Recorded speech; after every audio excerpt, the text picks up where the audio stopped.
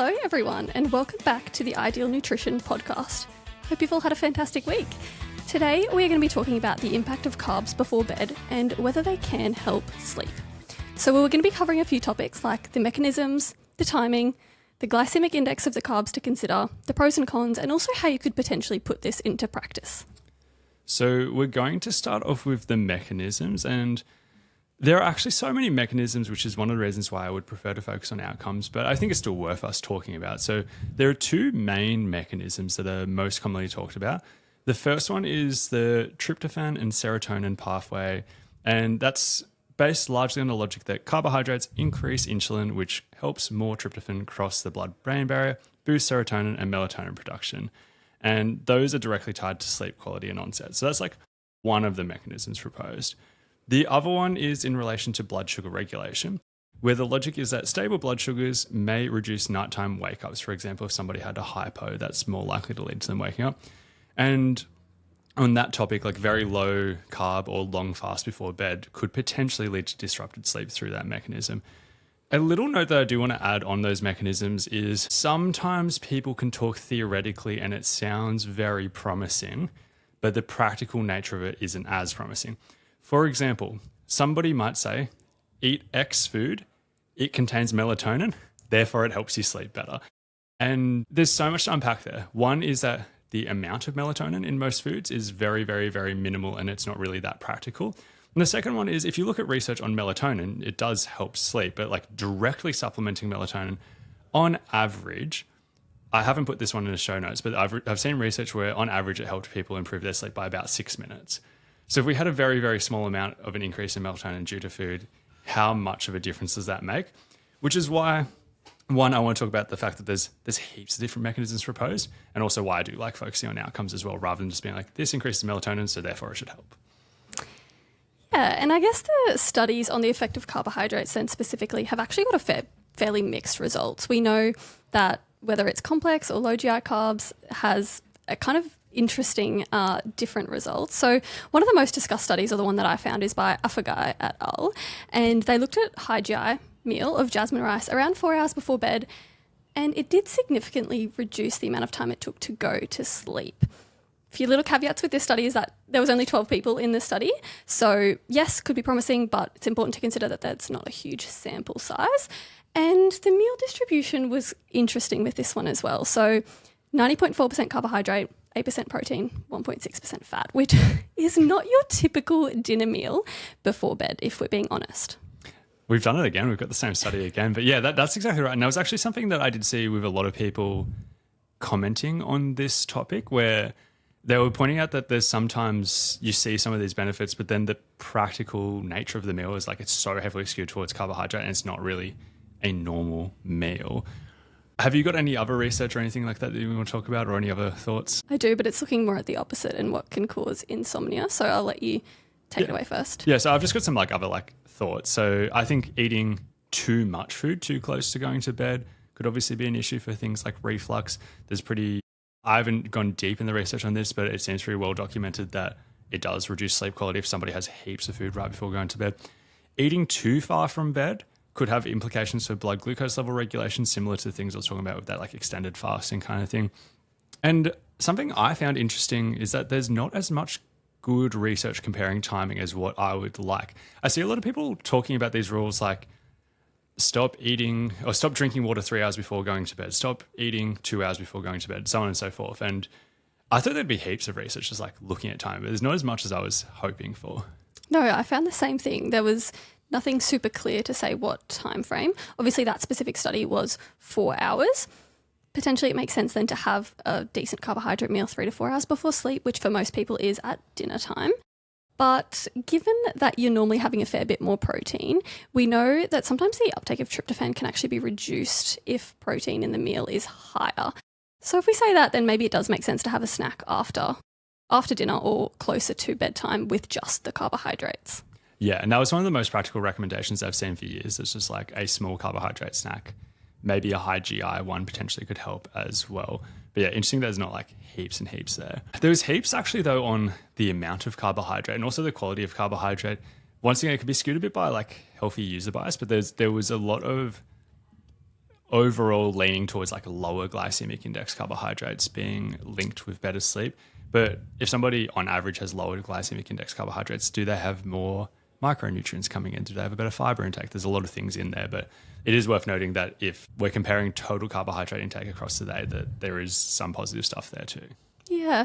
Another one that I looked at was in more of a specific population, a prospective study on postmenopausal women, but overall higher GI diets were associated with that increased insomnia incidence.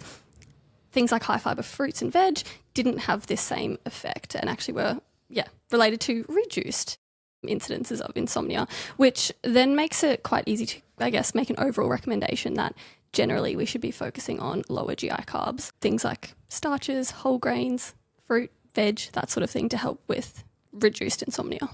Yeah. Where do we want to go next with this? Potentially having a chat about, you said, the amount of carbs or how much we should be looking at. Yeah, so I don't have heaps and heaps I want to go with that.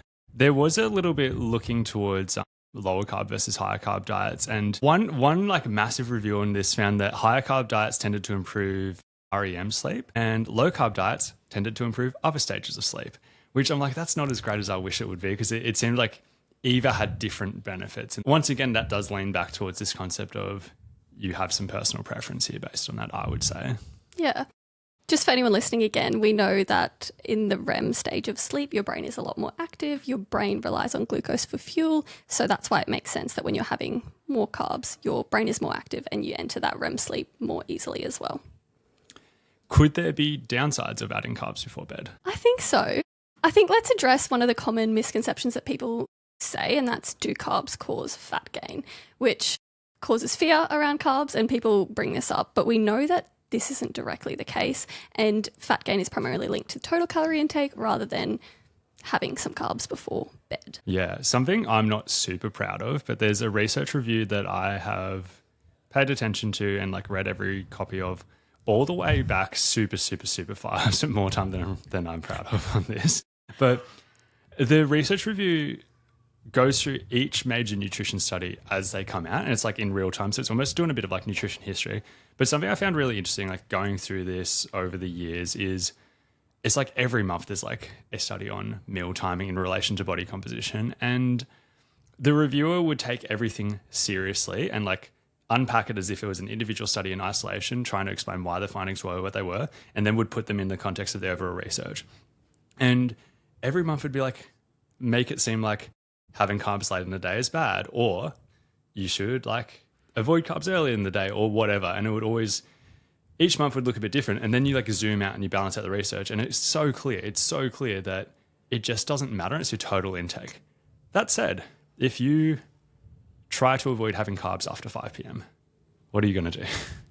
You're probably going to reduce your intake of both carbs and calories, which will probably lead to fat loss. But we see this in so many other areas of nutrition. For example, if somebody takes up intermittent fasting, they've reduced eating window. Almost every randomized control trial looking at intermittent fasting has found people lose weight because they eat fewer calories. Because if you restrict how often you can eat, how much you can eat, any of these things, typically it leads to a reduction in calories. And it makes sense then that if you're someone who is looking to do a calorie deficit, you're trying to lose some weight, maybe it doesn't make sense to include this extra snack because you likely want to prioritize your carbs at other times throughout the day. So maybe this then doesn't apply completely to you if the improvement in sleep is only marginal. Yeah, I would agree. And that's exactly right. Where it's like, I think because it's such a low priority thing, because even though the research is like, because the research is a little bit mixed on this and how much this really matters, I don't think you should go out of your way to change your overall diet noticeably by adding a bunch of extra carbs if you weren't in a position where it makes sense. Which then goes into, when does it make sense? And I think there's two categories I've got on my end. So one is, if you have poor sleep, whether it's insomnia or just like suboptimal sleep in general, it could be worth just experimenting, just trying something new. I think it's worth playing around within that situation. And the other one is if you're an athlete wanting to replenish glycogen stores as well. Because at minimum, it's not making sleep worse. It might help. And it's just another window to replenish glycogen stores for the next day's training. Especially if you're an athlete who has those higher carbohydrate requirements, you train early in the morning and you know that you need to have those stores ready to go for the next day. Maybe you don't have a lot of time to have carbs the morning of. I agree. That's exactly what I had as well. Practical thoughts. Yeah. I mean, if we summarize all of that sort of then, we said before, so eating carbs 3 to 4 hours before bed is a good thing. Then could we recommend some smaller carbohydrate-based snacks that are the 1 to 2 hours before bed could also have those potential benefits? Yeah, I'd say so for sure. And like as we were talking about the research, like it seems like only really carbs in isolation, like if you add protein to it, it actually kind of reduces some of these things in relation to tryptophan if that is the mechanism. There is a niche option that I'll chuck out there as well, and that's tart cherry juice, specifically because the research on tart cherry juice or tart cherry extract is really promising for sleep in general. And this is one of the very few foods that seems to actually increase melatonin. Note that that alone doesn't explain the benefits. There is also mechanisms around tryptophan, but I also am just even more focused on the research. So the research on insomnia, and I don't think I've added the study in the show notes, but I've added a blog post, so tart cherry juice in there, which will feature this research. There was a study on insomnia where people got like an extra hour sleep on average. I think that's too good to be true. It's huge. I don't think that's like super replicable, but there is enough there amongst all the other research on sleep that I'm pretty convinced it helps with sleep. And the mechanisms make sense because you've got tart cherries, which are like 5 times richer in antioxidants than regular cherries. Then you juice them, and obviously you can get even more just like through doing that. And then you concentrate it down, and you've got this like 70 ml shot that's like super, super, super high in antioxidants and all these other components. So the mechanisms make sense to me as well. And then you also get the carbs alongside that too. I was going to add, then it's quite carbohydrate rich too. So if we're looking at this side of things, that can be a positive as well. Anything else that you wanted to add? No, I don't think so. And like I do think with the tart cherry one that like that is like literally the most practical way I can think of. Who would I try that with? One, people who ideally have a decent amount of money. So like, because it's not super cheap to do this. Or people who are wanting to optimize a lot of variables, including sleep or even recovery in other ways as well. Amazing. Well, thank you for listening, guys. This has been episode 227 of the Ideal Nutrition Podcast, where we chatted about do carbs before bed help sleep. Hope you've enjoyed this episode, and if you did, we'd love it if you could leave a positive review. Thank you.